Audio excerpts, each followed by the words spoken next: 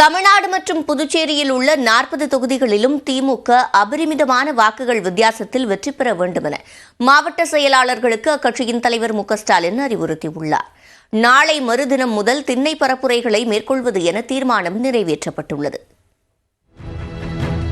மக்களவை தேர்தலை முன்னிட்டு முழுவீச்சில் தேர்தல் பணிகளில் ஈடுபட்டு வரும் திமுக உரிமைகளை மீட்க ஸ்டாலினின் குரல் என்ற பெயரில் தொகுதி வாரியாக பிரச்சார கூட்டங்களை நடத்தியது.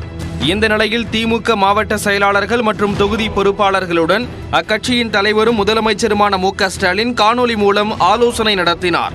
அப்போது உரையாற்றிய அவர், வரும் 26ஆம் தேதி சென்னை மெரினாவில் நடைபெறும் முன்னாள் முதலமைச்சர் கருணாநிதியின் நினைவிட திறப்பு விழாவில் பங்கேற்க வருமாறு அழைப்பு விடுத்தார்.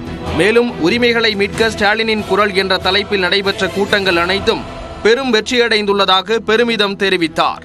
பெரும்பாலான கூட்டங்களை டிவியில் பார்த்தேன். எல்லா தொகுதியிலையும் ஒரே மாதிரியாக மேடை அமைக்கப்பட்டு எல்இடி ஸ்க்ரீன்களோட கூட்டம் பிரம்மாண்டமாக இருந்துச்சு. மக்களும் நிறைஞ்சிருந்தாங்க.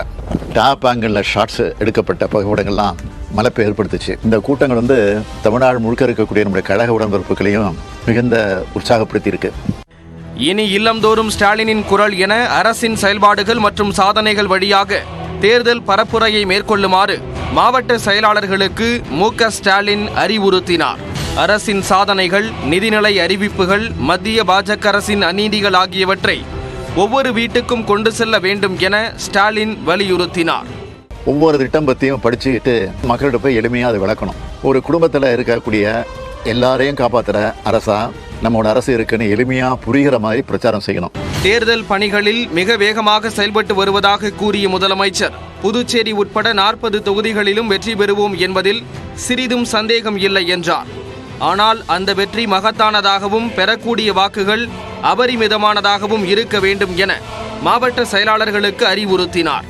தேர்தல் பணிகளை பொறுத்த வரைக்கும் நாம் ரொம்ப வேகமாக செயல்பட்டு இருக்கோம். புதுவை உள்ளிட்ட தமிழ்நாட்டோட 40 தொகுதிகளையும் நாம தான் முழுமையான வெற்றி பெறுவோங்கிறதுல கொஞ்சமும் சந்தேகம் இல்லை. அந்த வெற்றி மகத்தான வெற்றியாக இருக்கணும். நாம் பெறுகிற வாக்குகள் அபரிதமாக இருக்கணும்.